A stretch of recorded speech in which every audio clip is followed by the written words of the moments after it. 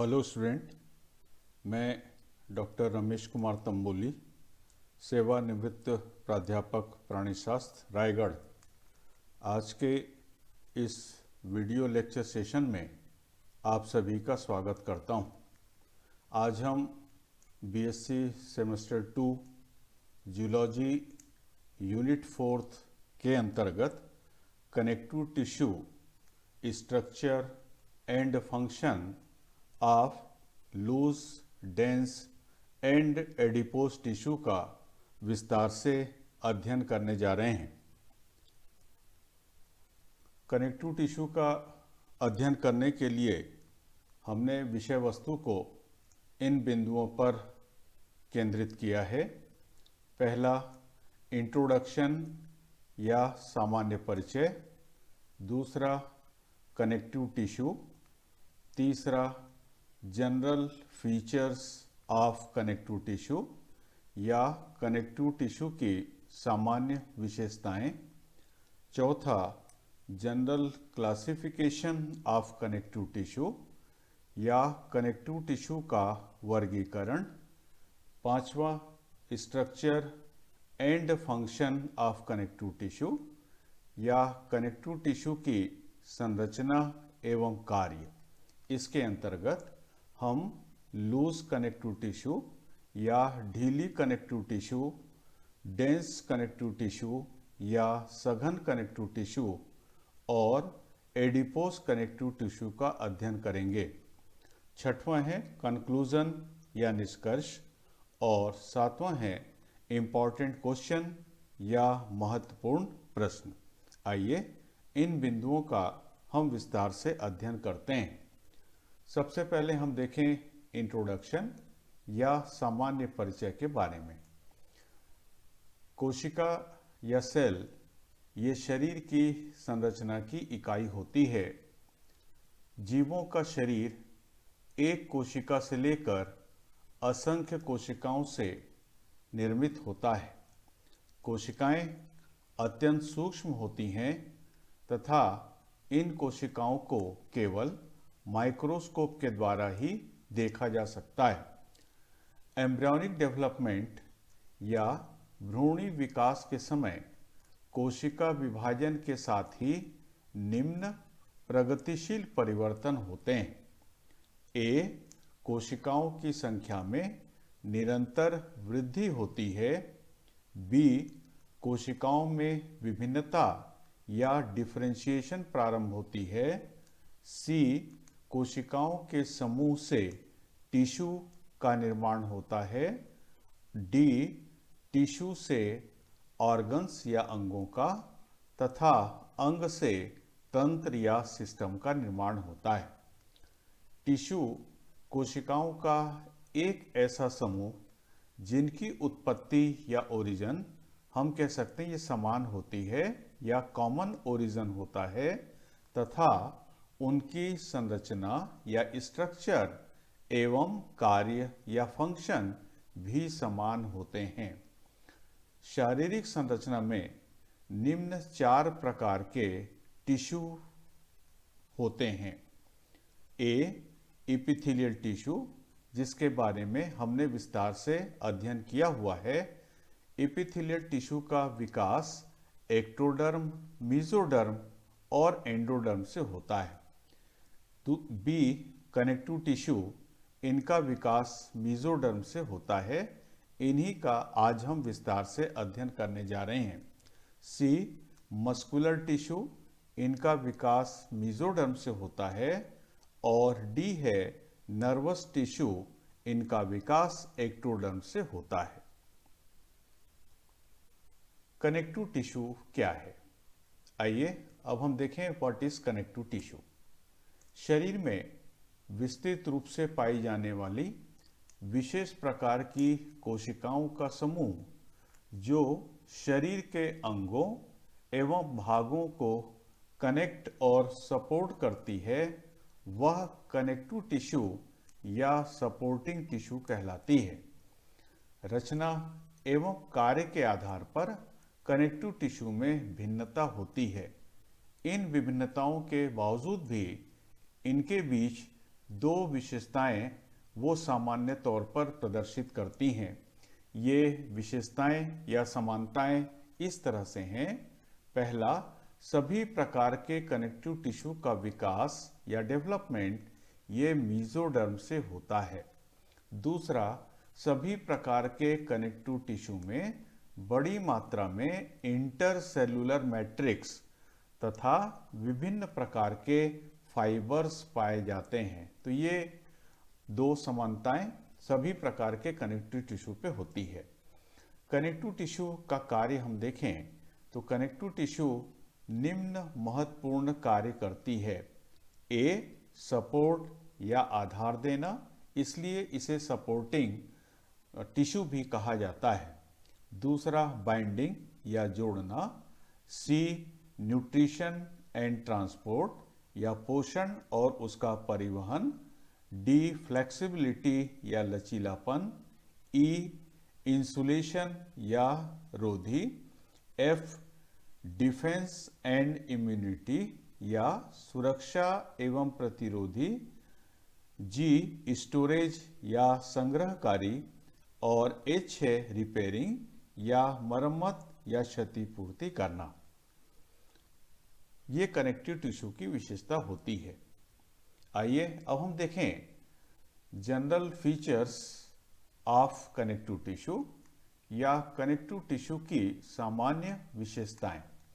Connective tissue के non cellular भाग को एक्स्ट्रा सेलुलर मैट्रिक्स कहते हैं, जो 3 प्रमुख घटकों से बना हुआ होता है। ये घटक इस तरह से हैं। पहला, ग्राउंड सब्सटेंस। दूसरा, फाइबर्स। और तीसरा है सेल्स। इन सभी घटकों का हम विस्तार से अध्ययन करेंगे। आइए सबसे पहले हम देखें ग्राउंड सब्सटेंस के बारे में। इस ग्राउंड सब्सटेंस को आधारीय पदार्थ भी कहा जाता है।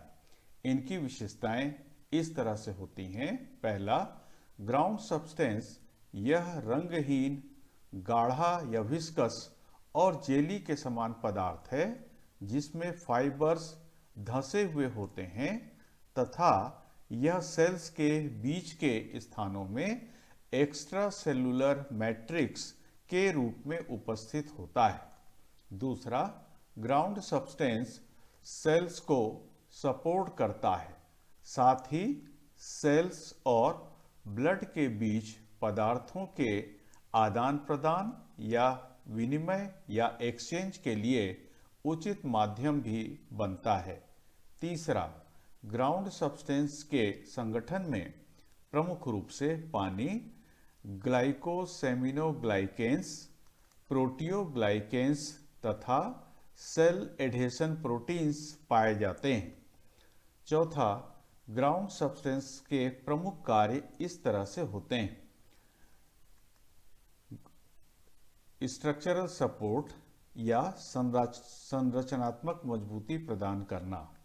दूसरा, न्यूट्रिशन एंड वेस्ट ट्रांसपोर्ट या पोषक एवं अवशिष्ट पदार्थ का परिवहन करना। तीसरा, लुब्रिकेशन या संरचनात्मक भागों के मध्य घर्षण को रोकना। चौथा, इम्यूनिटी एंड डिफेंस या प्रतिरोधकता एवं सुरक्षा प्रदान करना।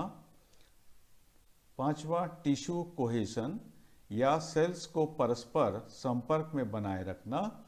और छठवां है insulation and resisting compressive forces या ताप एवं दबाव रोधी होना। तो ये ग्राउंड सब्सटेंस की प्रमुख विशेषताएं होती हैं। इस चित्र में हम देख सकते हैं ये जो कंपोनेंट आपको दिखाई दे रहे हैं, तो बाहर की ओर का यह जो पदार्थ है जो रंगहीन, गाढ़ा और जेली के समान है, इसे ही ग्राउंड सब्सटेंस कहा जाता है। और इसी ग्राउंड सब्सटेंस में हम देख रहे हैं कि फाइबर्स और सेल तथा अन्य जो घटक होते हैं वो इनके भीतर मौजूद होते हैं। फाइबर्स इनके भीतर धंसे हुए होते हैं। दूसरा हम देखें फाइबर्स के बारे में। मैट्रिक्स में उपस्थित जो फाइबर्स हैं वो कनेक्टिव टिश्यू को स्ट्रेंथ तथा सपोर्ट प्रदान करते हैं। मैट्रिक्स में 3 प्रकार के फाइबर्स उपस्थित होते हैं। ये फाइबर्स इस तरह से हैं। पहला कोलेजन फाइबर, दूसरा इलास्टिक फाइबर और तीसरा है रेटिकुलर फाइबर। इस टेबल में हमने collagen fibre, elastic fibre, reticular fibre का डिस्क्रिप्शन दिया हुआ है और साथ में उनका चित्र भी प्रदर्शित किया है। आइए हम इन फाइबर्स के बारे में, उनकी विशेषताओं के बारे में अवलोकन करते हैं। तो सबसे पहले हम देखें कोलेजन फाइबर के बारे में। इसकी संरचना या स्ट्रक्चर हम देखें तो कोलेजन फाइबर ये खुरदुरे होते हैं, लंबे, मोटे तथा अनब्रांच्ड या अशाखित होते हैं। साथ ही साथ ये लहरदार होते हैं और बंडल के रूप में पाए जाते हैं। यदि हम कोलेजन फाइबर की सतह को देखें तो इनमें धारियां इनकी सतह पर अनुप्रस्थ रूप से उपस्थित होती हैं। अतः कोलेजन फाइबर की सतह पर अनुप्रस्थ धारियां ये होती हैं। कलर हम देखें तो कोलेजन फाइबर का जो कलर है ये सामान्य तौर पर रंगहीन या सफ़ेद होती है। कोलेजन फाइबर की तन्यता और लचीलापन या हम उसका टेंसाइल और इलास्टिसिटी प्रॉपर्टी को देखें तो हम पाते हैं कि कोलेजन फाइबर ये उच्च तन्यता शक्ति एवं कम लचीलापन इनमें होता है। और कोलेजन फाइबर कहाँ पाए जाते हैं, इनकी प्रेजेंस हम देखें तो कोलेजन फाइबर ये लिगामेंट, टेंडन और डर्मिस में पाए जाते हैं। कोलेजन फाइबर का जो फंक्शन है, कार्य है, वो मजबूती या स्ट्रेंथ प्रदान करना होता है। दूसरे प्रकार का जो फाइबर है ये कहलाता है इलास्टिक फाइबर। इलास्टिक फाइबर की संरचना हम देखें तो इलास्टिक फाइबर ये मध्यम आकार के, चिकने, पतले या फाइन तथा ब्रांच्ड होते हैं। साथ ही साथ ब्रांच्ड होने के कारण से ये नेटवर्क या जाल भी बनाते हैं। जहाँ तक इनकी सतह पर धारियों या स्ट्राइशंस की बात है, इलास्टिक फाइबर की सतह पर अनुप्रस्थ धारियां या स्ट्राइशंस ये अनुपस्थित होती हैं। रंग के बारे में हम बात करें, इलास्टिक फाइबर ये सामान्य तौर पर पीले रंग की होती हैं। इनकी तन्यता और लचीलापन देखें तो ये कम तन्यता शक्ति वाले होते हैं एवं इनमें जो इलास्टिसिटी है, लचीलापन है, वो अपेक्षाकृत बेहतर होता है। उपस्थिति हम देखें तो इलास्टिक फाइबर सामान्य तौर पर ये एओर्टा में, लंग्स में और इसी तरह से लिगामेंटम न्यूज में पाए जाते हैं। इलास्टिक फाइबर का जो कार्य होता है वो लचीलापन देना या स्ट्रेच प्रदान करना होता है। तीसरे तरह का जो फाइबर है ये कहलाता है रेटिकुलर फाइबर। रेटिकुलर फाइबर की संरचना यदि हम देखें, स्ट्रक्चर देखें, ये छोटे, बहुत पतले या हम कह सकते हैं वेरी फाइन, साथ ही साथ ये ब्रांच्ड या शाखित होते हैं तथा ये एक क्लोज या सघन नेटवर्क भी बनाते हैं। रेटिकुलर फाइबर पर धारियां या स्ट्राइशंस हम देखें तो रेटिकुलर फाइबर की सतह पर महीन अनुप्रस्थ धारियां या स्ट्राइशंस ये पाई जाती हैं, मौजूद होती हैं। रेटिकुलर फाइबर का जो कलर है वो सामान्य तौर पर देखने को नहीं मिलता है, लेकिन यदि रेटिकुलर फाइबर को सिल्वर स्टेन से रंगा जाए तभी ये दिखाई देते हैं। इनकी तन्यता और लचीलापन की जो प्रॉपर्टी है, यदि उसके आधार पर हम देखें तो रेटिकुलर फाइबर ये कम तन्यता शक्ति वाले होते हैं, लेकिन इनमें लचीलापन ये बहुत ज़्यादा होता है। उपस्थिति हम देखें तो रेटिकुलर फाइबर ये बेसमेंट मेम्ब्रेन, लिम्फ नोड और ग्लैंड्स में पाए जाते हैं। इनका जो प्रमुख कार्य है वो आधारभूत संरचना को निर्माण करना है, या हम कह सकते हैं ये स्ट्रक्चरल फ्रेमवर्क बनाते हैं। चित्र में हम देख सकते हैं ये है कोलेजन फाइबर। कोलेजन फाइबर में यदि एक फाइबर को हम देखें तो इसकी सतह पर ऐसी अनुप्रस्थ धारियां दिखाई देती हैं। यह है इलास्टिक फाइबर, और तीसरा यह चित्र है रेटिकुलर फाइबर का।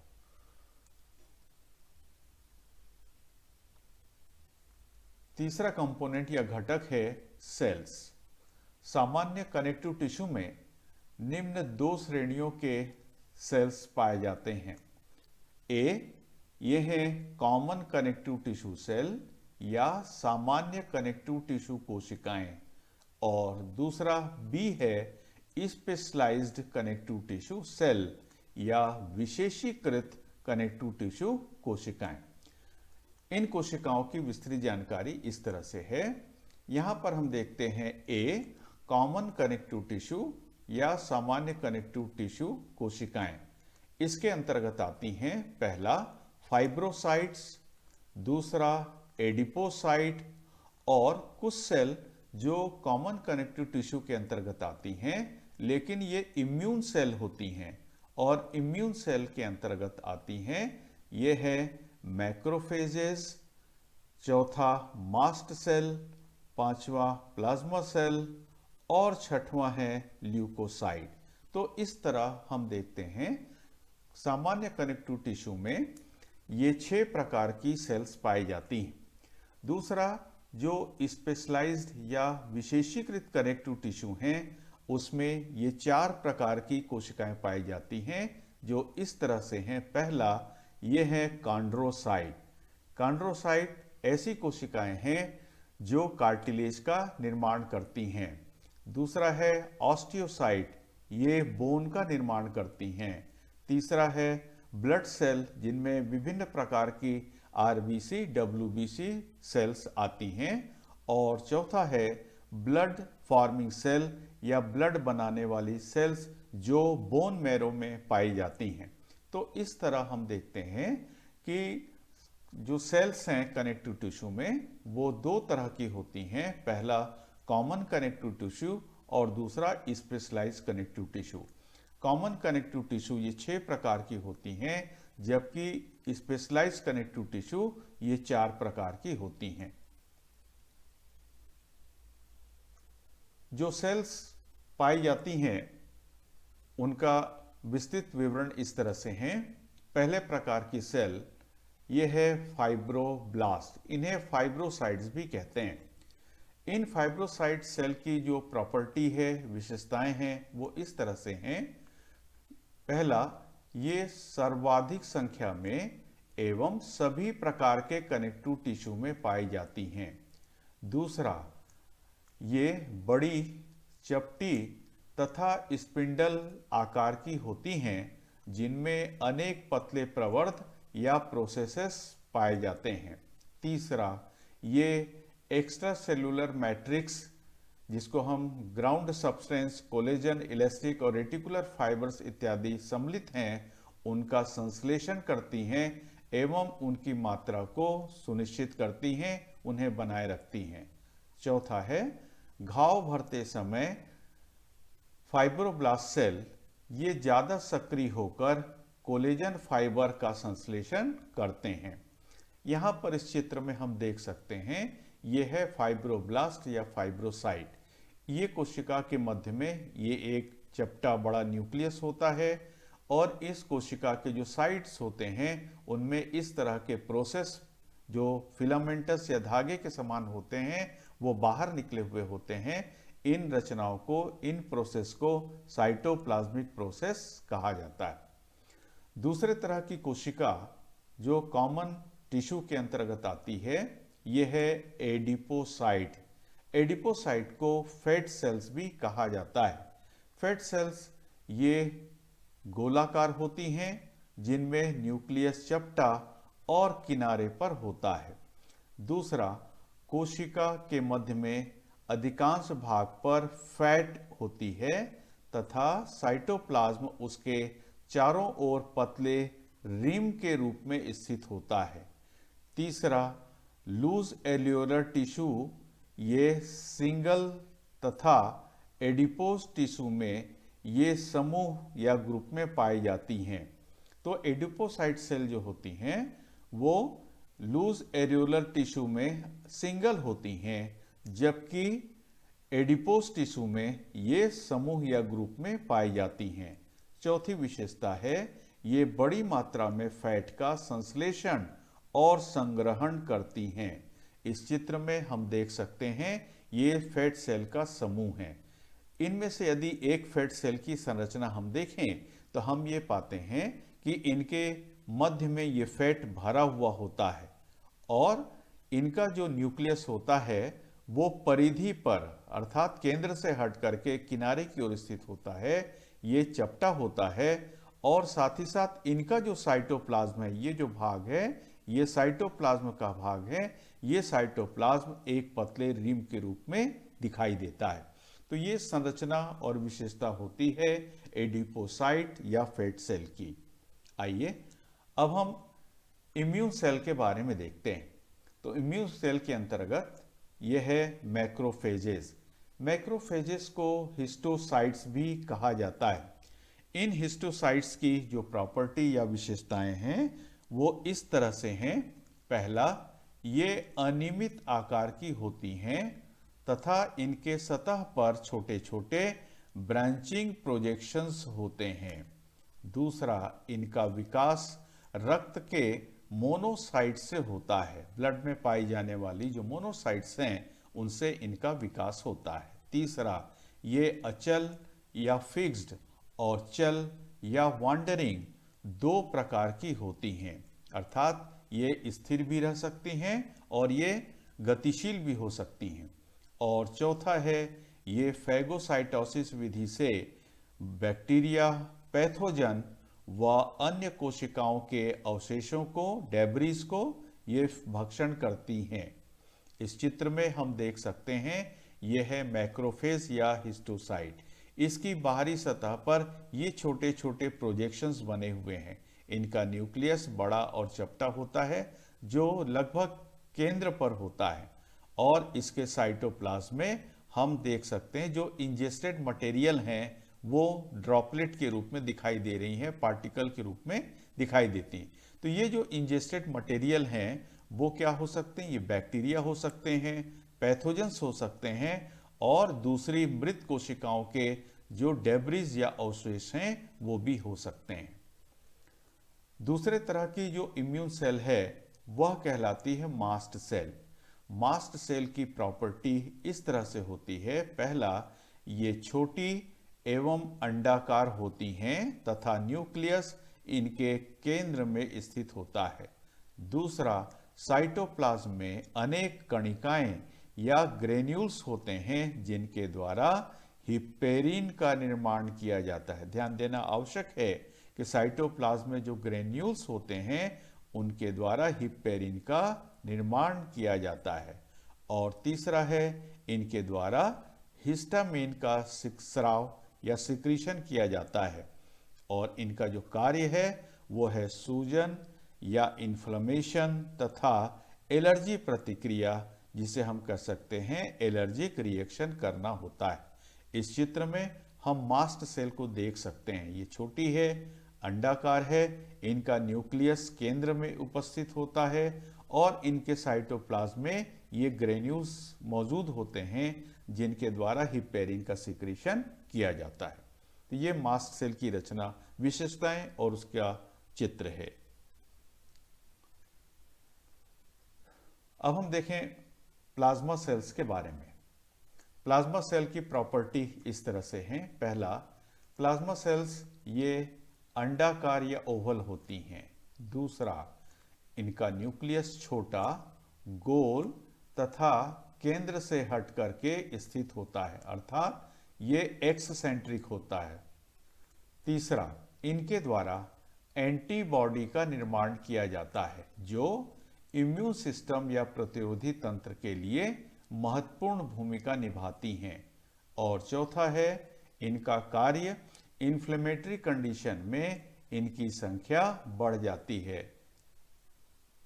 इस चित्र में हम प्लाज्मा सेल की संरचना को देख सकते हैं। इसका आकार ये अंडाकार है, न्यूक्लियस केंद्र से हट करके है अर्थात ये एक्सेंट्रिक है और ये इसका साइटोप्लाज्म है। तो प्लाज्मा सेल ये भी इम्यून सेल होती हैं। फिर नेक्स्ट सेल है ल्यूकोसाइट। ल्यूकोसाइट को WBC या व्हाइट ब्लड सेल्स भी कहा जाता है।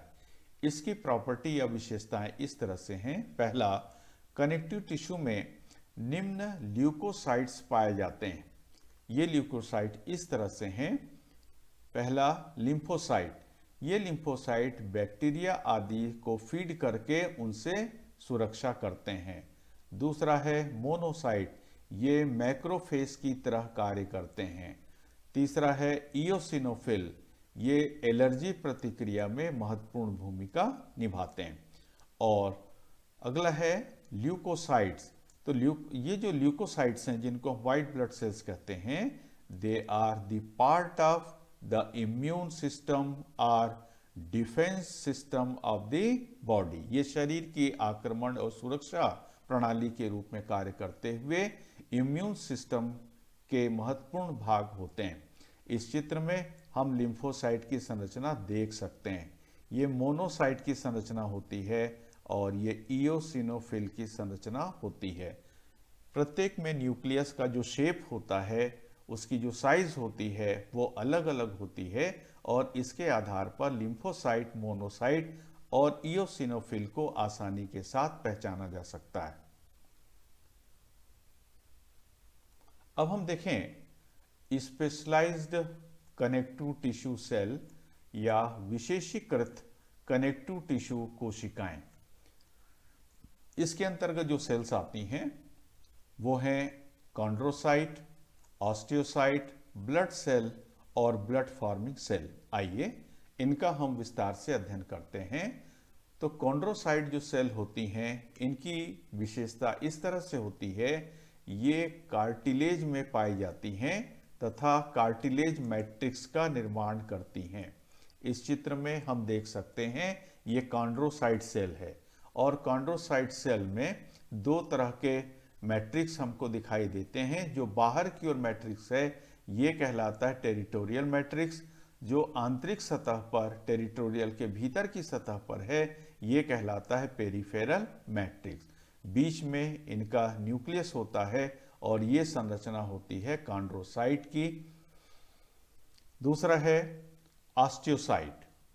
ऑस्टियोसाइट की विशेषता इस तरह से है, ऑस्टियोसाइट ये हड्डी या बोन में पाई जाती है तथा कैल्शियम मेटाबॉलिज्म एवं हड्डी निर्माण और हड्डी के नवीनीकरण का कार्य करती है। या हम कह सकते हैं osteocyte cells are involved in bone remodelling and calcium metabolism. इस चित्र में हम ऑस्टियोसाइट को देख सकते हैं। इसके साइट पर ये प्रोसेस निकले हुए होते हैं, जो ब्रांच्ड होते हैं, इनको कैनालिकुली कहा जाता है। केंद्र में इनका न्यूक्लियस और साइटोप्लाज्म होता है। तीसरे तरह की जो स्पेशलाइज्ड सेल हैं ये कहलाती हैं ब्लड सेल, जो ब्लड में पाई जाती हैं। इसकी विशेषता इस तरह से है, ब्लड सेल्स ये ब्लड में पाई जाती हैं जो फ्लूइड कनेक्टिव टिश्यू के रूप में काम करती हैं। अर्थात ब्लड एक लिक्विड कनेक्टिव टिश्यू के रूप में होता है। इसके अंतर्गत जो सेल्स आती हैं वो सामान्य तौर पर RBC और WBC आती हैं। चौथे प्रकार की स्पेशलाइज्ड सेल यह कहलाती है ब्लड फॉर्मिंग सेल या ब्लड बनाने वाली सेल। ये सेल बोन मैरो में पाई जाती हैं तथा ये ब्लड सेल्स के निर्माण का महत्वपूर्ण कार्य करती हैं। हम कह सकते हैं कि these cells are responsible for producing blood cell। इस चित्र में हम देख सकते हैं ये बोन है और बोन के भीतर की ओर का जो सॉफ्ट पार्ट होता है ये बोन मैरो कहलाता है। और इसी बोन मैरो में जो सेल होती हैं उनको कहा जाता है हिमेटोपोएटिक स्टेम सेल। और यही हिमेटोपोएटिक स्टेम सेल हैं जिनसे ब्लड सेल का निर्माण होता है। तो ये चार प्रकार की जो सेल हैं ये स्पेशलाइज्ड या विशेषीकृत कनेक्टिव टिश्यू सेल के रूप में होती हैं। ये है general classification of connective tissue या कनेक्टिव टिश्यू का वर्गीकरण। कनेक्टिव टिश्यू ये मुख्य रूप से दो प्रकार के होते हैं, प्रॉपर या मेन कनेक्टिव टिश्यू और दूसरा है स्पेशलाइज्ड या विशेषीकृत कनेक्टिव टिश्यू। जो प्रॉपर कनेक्टिव टिश्यू है ये दो प्रकार का होता है। पहला है लूज कनेक्टिव टिश्यू और दूसरा है dense connective tissue. Loose connective tissue ये ढीली होती हैं, ये तीन प्रकार की होती हैं। पहला एल्वियोलर, दूसरा एडिपोज और तीसरा है रेटिकुलर। जबकि जो कॉम्पैक्ट या सघन कनेक्टिव टिश्यू होती हैं ये भी तीन प्रकार की होती हैं। पहली यह कहलाती है इरेगुलर डेंस, दूसरी रेगुलर डेंस और तीसरी कहलाती है इलास्टिक कनेक्टिव टिश्यू। दूसरी ओर जो विशेषीकृत या स्पेशलाइज कनेक्टिव टिश्यू हैं ये तीन प्रकार की होती हैं। पहला कार्टिलेज, दूसरा बोन और तीसरा है ब्लड। तो कार्टिलेज ये तीन प्रकार की होती हैं, हाइलिन कार्टिलेज, इलास्टिक कार्टिलेज और तीसरा है फाइब्रो कार्टिलेज। जबकि बोन ये स्पॉन्जी और कॉम्पैक्ट दो प्रकार की होती हैं और तीसरा है ब्लड। ये जनरल क्लासिफिकेशन हुआ। इस क्लासिफिकेशन को हम हिंदी में भी इस तरह से पढ़ सकते हैं, देख सकते हैं। तो कनेक्टिव टिश्यू दो प्रकार के, वास्तविक और विशेषीकृत। वास्तविक ये पुनः दो उपभागों में बटी हुई है, ढीली या लूज और दूसरा है सघन या कॉम्पैक्ट। जो ढीली कनेक्टिव टिश्यू है ये तीन प्रकार की होती है। पहला एल्वियोलर, दूसरा एडिपोस और तीसरा है रेटिकुलर। दूसरा जो कॉम्पैक्ट कनेक्टिव टिश्यू है यह भी तीन प्रकार की होती है, इरेगुलर या अनियमित सघन, दूसरा नियमित सघन और तीसरा है इलास्टिक।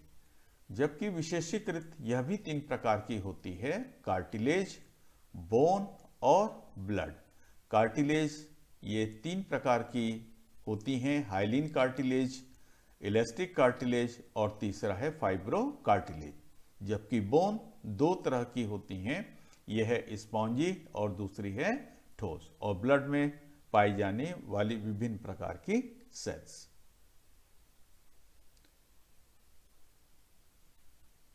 जो हमने कनेक्टिव टिश्यू का वर्गीकरण देखा उसके आधार पर कनेक्टिव टिश्यू की संरचना एवं कार्य का अब हम विस्तार से अवलोकन और अध्ययन करेंगे। तो कनेक्टिव टिश्यू ये दो प्रकार की होती है। पहला है लूज कनेक्टिव टिश्यू और दूसरा है dense connective tissue. Loose connective tissue इसके अंतर्गत सम्मिलित हैं एरियोलर टिश्यू, एडिपोस टिश्यू और रेटिकुलर टिश्यू।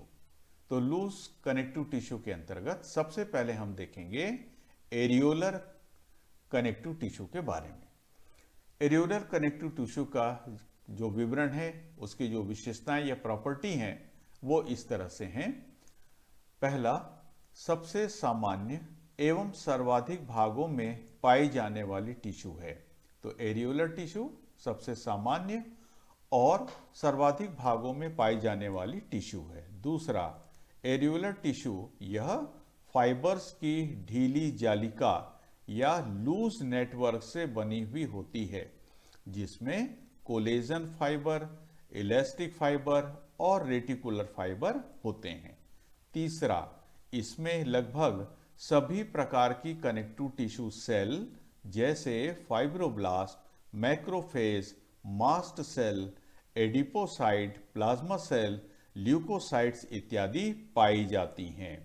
और चौथी विशेषता है ग्राउंड सब्सटेंस अर्ध तरल होता है, जिसमें फाइबर्स तथा सेल्स धंसे हुए होते हैं। तो ये प्रॉपर्टी होती है, विशेषता होती है एरियोलर टिश्यू की। इनकी उपस्थिति हम देखें तो एरियोलर टिश्यू कहाँ कहाँ पाई जाती हैं, वो इस तरह से हैं। त्वचा और मांसपेशियों के बीच में पाई जाती हैं। इसी तरह ये ब्लड वेसल, मसल्स, विसरा, नर्व आदि को सराउंड करती हैं या घेरती हैं। इसी तरह अंगों के बीच के रिक्त स्थानों पर भी ये पाई जाती हैं और इनकी उपस्थिति होती है मेसेंटेरिज्म में भी। कार्य के बारे में हम देखें, एरियोलर टिश्यू का कार्य इस तरह से है, यह टिश्यू अंगों, पेशियों को सहारा देती है। दूसरा, एपिथेलियम टिश्यू को उसके नीचे के टिश्यू के साथ यह जोड़ता है। तीसरा, अंगों के बीच के रिक्त स्थानों को यह भरता है तथा उसे मजबूत और लचीला भी बनाता है। चौथा, पोषक तत्वों का विनिमय या एक्सचेंज भी करता है। और पांचवा है, ये पानी का संधारण या स्टोरेज या उसका मेंटेनेंस भी करता है।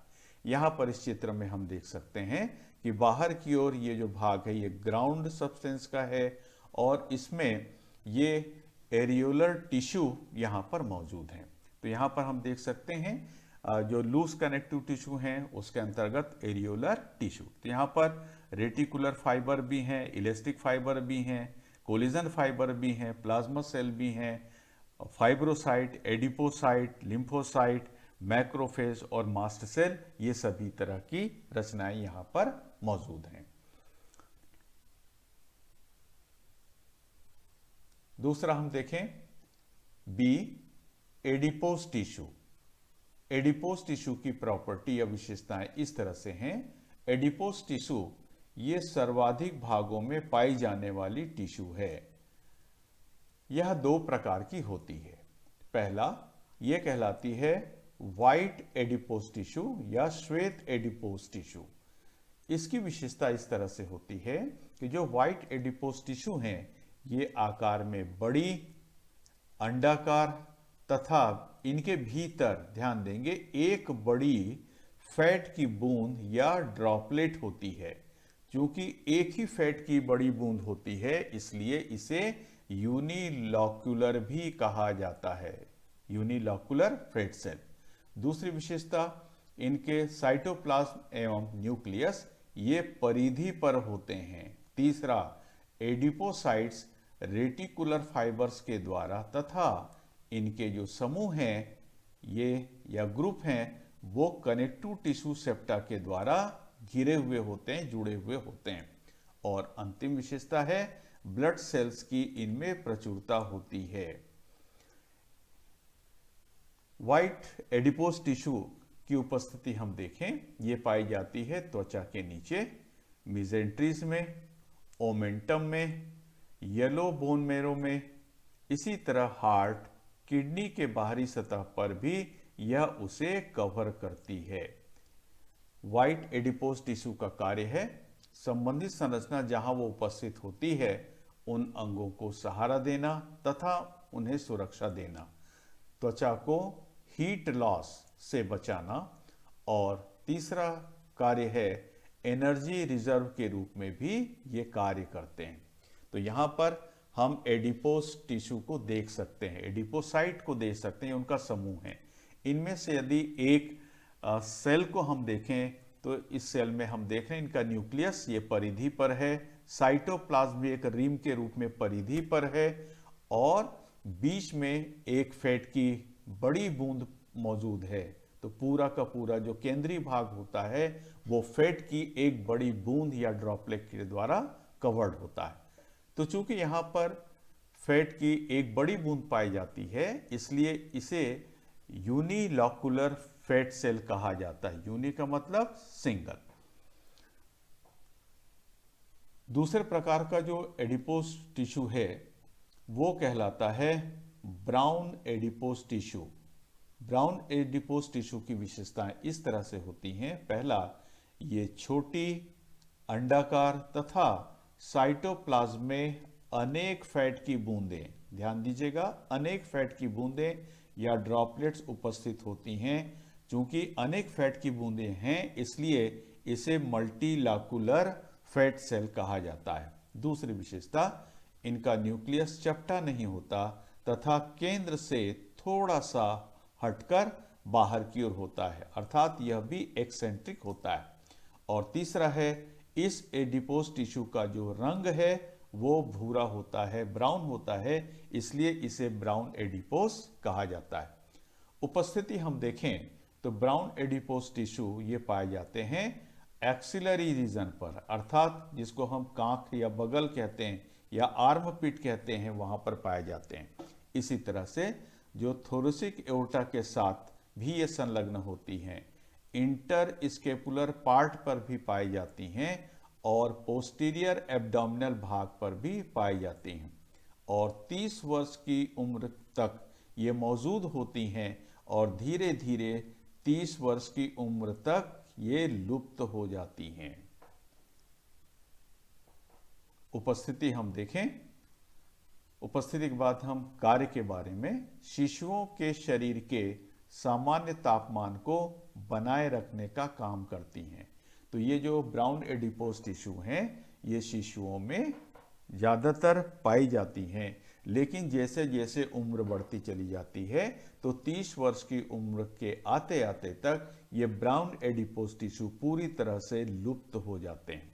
इस चित्र में हम देख सकते हैं, यह है ब्राउन एडिपोज टिश्यू जिसके अंतर्गत अनेक फैट ड्रॉप्स दिखाई दे रही हैं, फैट की अनेक बूंदें दिखाई दे रही हैं। साथ ही साथ इनका जो न्यूक्लियस है, इनके केंद्र से थोड़ा सा हट करके बाहर की ओर होता है और इनके साइटोप्लाज्म में माइटोकॉन्ड्रिया बहुत स्पष्टता के साथ देखे जा सकते हैं। यह रचना होती है मल्टीलॉकुलर फैट सेल की। तो ये अभी हमने देखा एडिपोज टिश्यू के बारे में, जिसके अंतर्गत व्हाइट एडिपोज टिश्यू और ब्राउन एडिपोज टिश्यू का हमने अध्ययन किया। आइए, तीसरे प्रकार की जो टिश्यू है ये कहलाती है रेटिकुलर टिश्यू।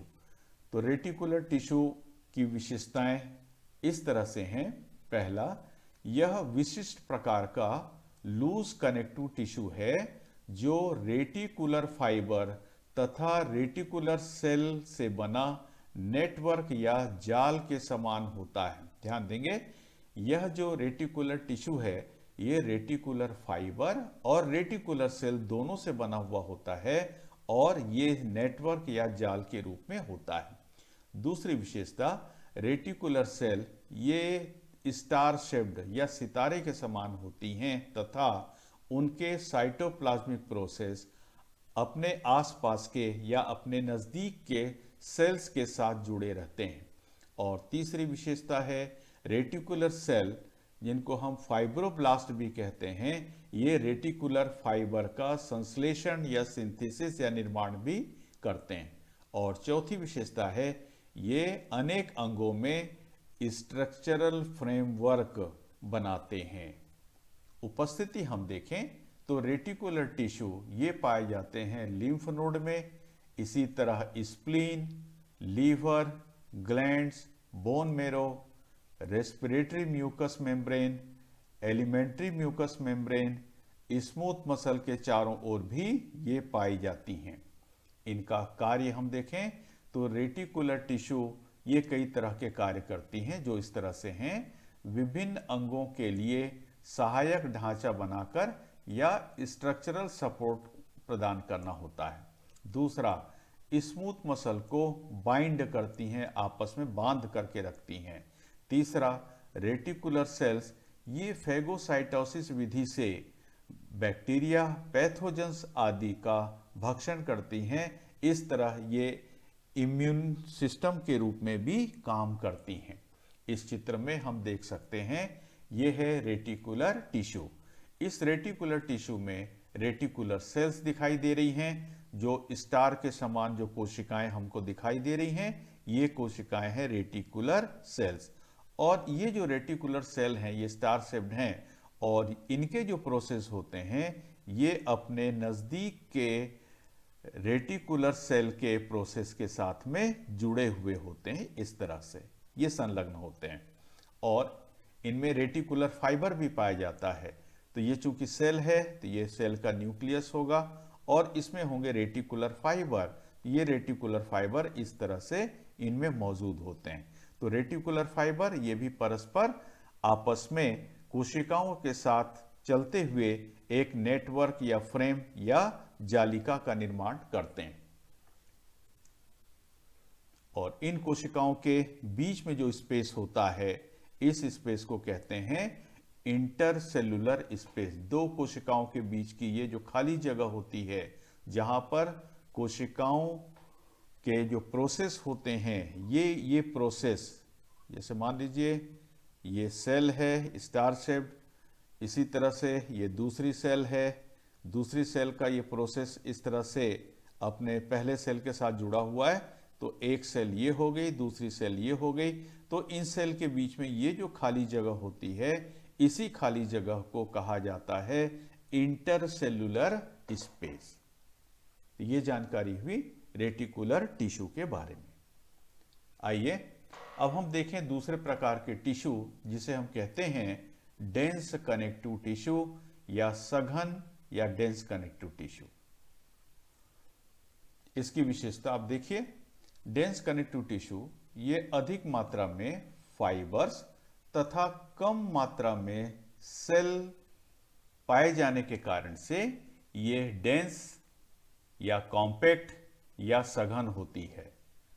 इसके अंतर्गत ये 3 तरह की टिश्यू शामिल हैं, जिसे हम कहते हैं इरेगुलर डेंस या अनियमित सघन कनेक्टिव टिश्यू, दूसरा रेगुलर या नियमित सघन कनेक्टिव टिश्यू, और तीसरा है इलास्टिक कनेक्टिव टिश्यू। तो डेंस कनेक्टिव टिश्यू में 3 तरह के टिश्यू आते हैं, इरेगुलर डेंस, दूसरा रेगुलर डेंस और तीसरा है इलास्टिक टिश्यू। आइए इन तीनों का हम पृथक पृथक विस्तार से अध्ययन करते हैं। सबसे पहले हम देखें इरेगुलर डेंस टिश्यू के बारे में या अनियमित सघन टिश्यू के बारे में। इनकी प्रॉपर्टी या इनकी विशेषताएं इस तरह से हैं। पहला, ये कोलेजन फाइबर्स से बने हुए होते हैं। दूसरा, कोलेजन फाइबर्स के बंडल, ध्यान देंगे, कोलेजन फाइबर्स के जो बंडल हैं ये इरेगुलर या अनियमित रूप से व्यवस्थित होकर कॉम्पैक्ट या सघन नेटवर्क बनाते हैं। और नेटवर्क में चूंकि सघन होता है इसलिए नेटवर्क में बहुत कम स्थान रिक्त होता है, जिसमें कुछ सेल्स और ग्राउंड सब्सटेंस होता है। और तीसरी विशेषता है कोलेजन फाइबर्स के बंडल के बीच में फाइब्रोब्लास्ट सेल पाई जाती हैं। यदि हम इरेगुलर डेंस टिश्यू की उपस्थिति देखें, ये कहाँ कहाँ पाई जाती हैं, तो ये इस तरह से हैं। त्वचा की डर्मिस पर, पेरिकार्डियम, ड्यूरामेटर, टेस्टिस के ट्यूनिका एल्ब्यूजिनिया में, आंख का सफेद भाग जिसे हम स्क्लीरा कहते हैं, और इंटेस्टाइन की सबम्यूकोसा में ये इरेगुलर डेंस कनेक्टिव टिश्यू पाई जाती है। कार्य हम देखें इरेगुलर कनेक्टिव टिश्यू, यह टिश्यू को मजबूती एवं स्थिरता प्रदान करती है। इस चित्र में हम देख सकते हैं इरेगुलर डेंस कनेक्टिव टिश्यू को कि ये कोलेजन फाइबर से बना हुआ है, और कोलेजन फाइबर के जो बंडल होते हैं ये बहुत कॉम्पैक्ट होते हैं। साथ ही साथ ये अनियमित रूप से हम देख सकते हैं, ये अलग अलग अनियमित रूप से इस तरह से व्यवस्थित होते हैं, लेकिन ये एक दूसरे के काफी क्लोज होते हैं, इनके बीच में जगह बहुत कम होती है। साथ ही साथ इनमें सेल्स पाई जाती हैं और इन सेल को कहा जाता है फाइब्रोब्लास्ट सेल। इसके अलावा अन्य प्रकार की सेल इनमें नहीं पाई जाती हैं। अब हम देखें दूसरा बी, रेगुलर डेंस या नियमित सघन। इसकी विशेषता या प्रॉपर्टी इस तरह से है। रेगुलर डेंस कनेक्टिव टिश्यू ये कोलेजन फाइबर्स से बने हुए होते हैं। कोलेजन फाइबर्स के बंडल नियमित, ध्यान देंगे, नियमित एवं समानांतर रूप से व्यवस्थित होकर कॉम्पैक्ट नेटवर्क बनाते हैं, और नेटवर्क में रिक्त स्थानों में ग्राउंड सब्सटेंस तथा लूज कनेक्टिव टिश्यू होता है।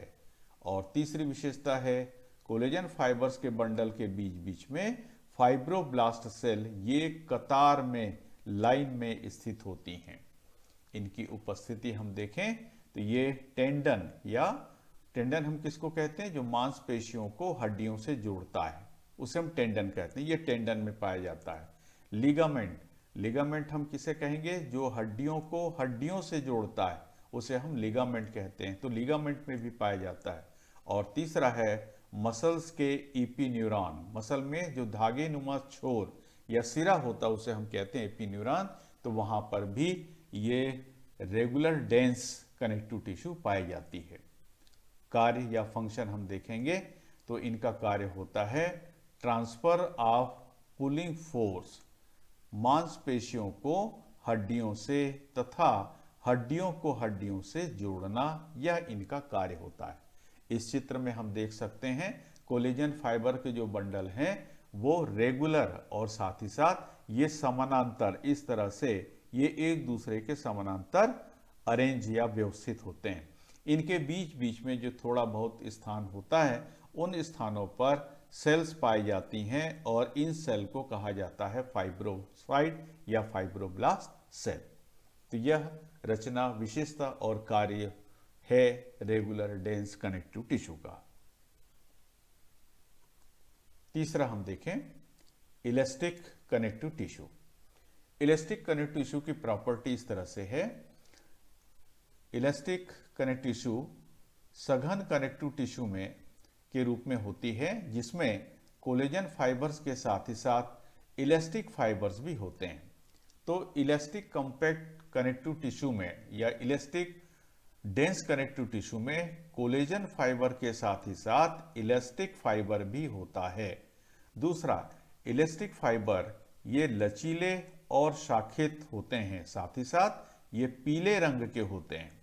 कोलेजन फाइबर्स टिश्यू को स्ट्रेंथ या ताकत प्रदान करते हैं, जबकि इलास्टिक फाइबर उसे लचीला बनाते हैं। तो दो तरह की प्रॉपर्टी इन फाइबर्स के द्वारा इन्हें मिलती हैं। फाइबर्स के बीच के संकीर्ण स्थानों पर फाइब्रोब्लास्ट सेल तथा ग्राउंड सब्सटेंस भी पाए जाते हैं। उपस्थिति हम देखें, इलास्टिक कनेक्टिव टिश्यू कहाँ पाई जाती हैं? ये पाई जाती हैं एओर्टा तथा लंबी आर्टरीज की दीवारों पर, इसी तरह ट्रेकिया और ब्रोंकाई पर, वोकल कॉर्ड्स पर, फेफड़े या लंग्स पर, कशेरुका के लिगामेंट फ्लेवा पर भी पाई जाती हैं। इलास्टिक कनेक्टिव टिश्यू का कार्य है टिश्यू को लचीला बनाना। इस चित्र में हम इलास्टिक कनेक्टिव टिश्यू को देख सकते हैं कि इलास्टिक कनेक्टिव टिश्यू में ये कोलेजन फाइबर हैं, तो कोलेजन फाइबर इस तरह से सीधे सीधे होते हैं, लेकिन जो इलास्टिक फाइबर होते हैं ये इस तरह से इरेगुलर होते हैं और इनके बीच बीच में जो रिक्त स्थान होता है उस रिक्त स्थानों पर सेल्स पाई जाती हैं, जिन सेल्स को हम कहते हैं फाइब्रोब्लास्ट। तो यहाँ पर ध्यान रखें, जो इलास्टिक है, इलास्टिक डेंस कनेक्टिव टिश्यू है, वह कोलेजन फाइबर और इलास्टिक फाइबर दोनों से बना हुआ होता है। इसके बाद जो विशेषीकृत कनेक्टिव टिश्यू है उसके अंतर्गत आते हैं कार्टिलेज, बोन। इन्हें हम अलग से अगले वीडियो लेक्चर में अध्ययन करेंगे। ये जानकारी हुई कनेक्टिव टिश्यू के बारे में, लूज, डेंस और एडिपोस। निष्कर्ष या कंक्लूजन इस तरह से हैं। ए, कनेक्टिव टिश्यू का विकास मेसोडर्म से होता है। बी, रचना के आधार पर कनेक्टिव टिश्यू प्रमुख रूप से दो प्रकार के होते हैं, कनेक्टिव टिश्यू प्रॉपर और स्पेशलाइज्ड कनेक्टिव टिश्यू।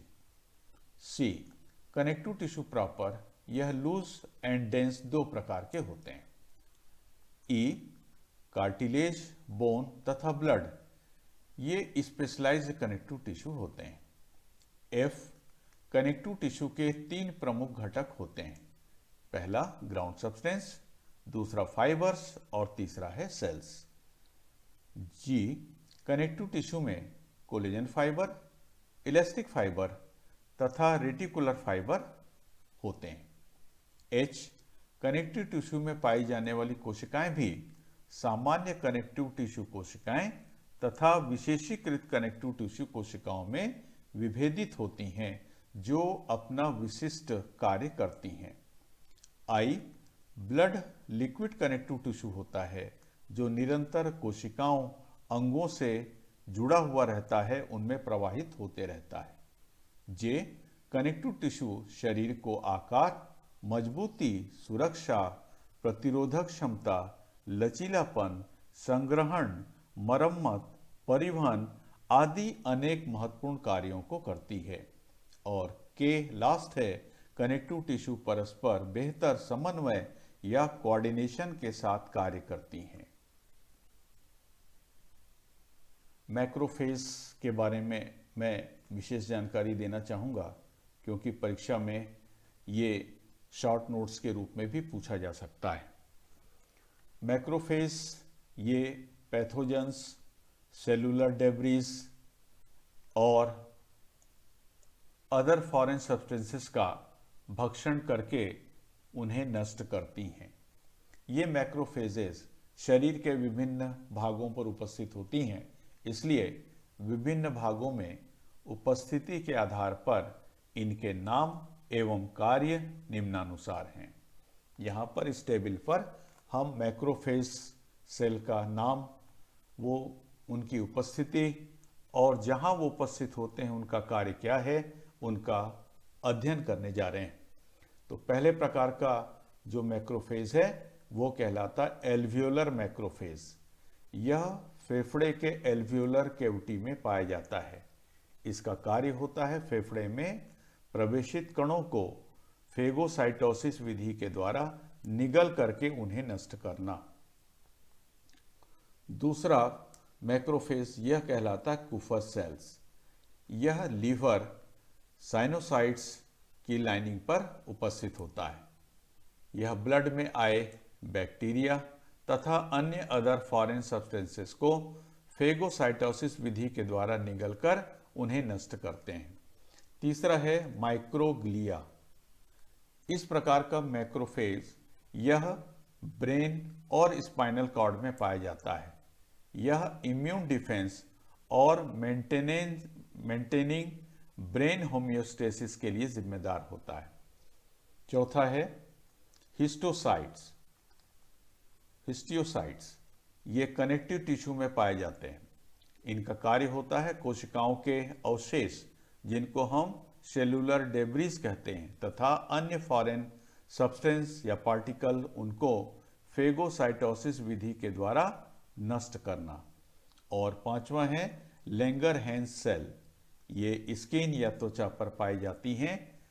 ये सेल एंटीजन को पकड़कर लिम्फ नोड में ले जाती हैं तथा ये इम्यून रिस्पांस के लिए पहल करती हैं। और छठवें प्रकार का मैक्रोफेज है, ये कहलाता है ऑस्टियोक्लैड्स। ये हड्डी या बोन में पाई जाती हैं और इनका कार्य होता है पुराने और क्षतिग्रस्त बोन सेल को डिसॉल्व करना तथा नई बोन बनाने या बोन की रिमॉडलिंग के लिए समुचित स्थान बनाना। ये मैक्रोफेज, उनके अलग अलग नाम, उनकी उपस्थिति और उनके कार्य के बारे में विशेष जानकारी हुई। अब हम देखें लास्ट क्वेश्चन आवर। परीक्षा में ये प्रश्न महत्वपूर्ण है, परीक्षा के दृष्टिकोण से इनकी तैयारी आवश्यक है। Question 1, what is connective tissue? Write the types of connective tissue. Connective tissue क्या है? कनेक्टिव टिश्यू के प्रकार लिखिए। दूसरा, explain the types and function of loose connective tissue. Loose connective tissue के प्रकार और उनके कार्यों को समझाइए। Question 3, explain the types and function of dense connective tissue. Dense connective tissue के प्रकार और उनके कार्यों को समझाइए। Question 4, explain types and function of fibres of connective tissue. Connective tissue में पाए जाने वाले फाइबर्स के प्रकार और उनके कार्यों को समझाइए। Question 5, give an account of function of connective tissue. Connective tissue के कार्य को समझाइए। क्वेश्चन 6, डिस्क्राइब, ये निबंधात्मक प्रश्न है। Describe the structure and function of connective tissue. Connective tissue के की रचना एवं कार्यों का विस्तार से वर्णन कीजिए। और क्वेश्चन 7 है, right notes on ground substance. पहला है ग्राउंड सब्सटेंस, दूसरा एडिपोज टिश्यू, तीसरा सेल्स ऑफ कनेक्टिव टिश्यू और चौथा है मैक्रोफेज। ये कंटेंट हमने जहाँ से लिया है, ये रीडिंग के सोर्स हैं, सजेस्टेड रीडिंग है। ये इस तरह से हैं।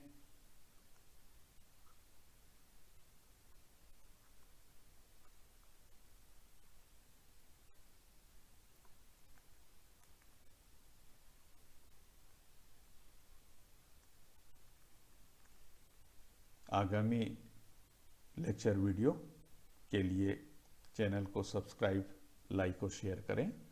हमारा आगामी वीडियो है कार्टिलेज एंड बोन।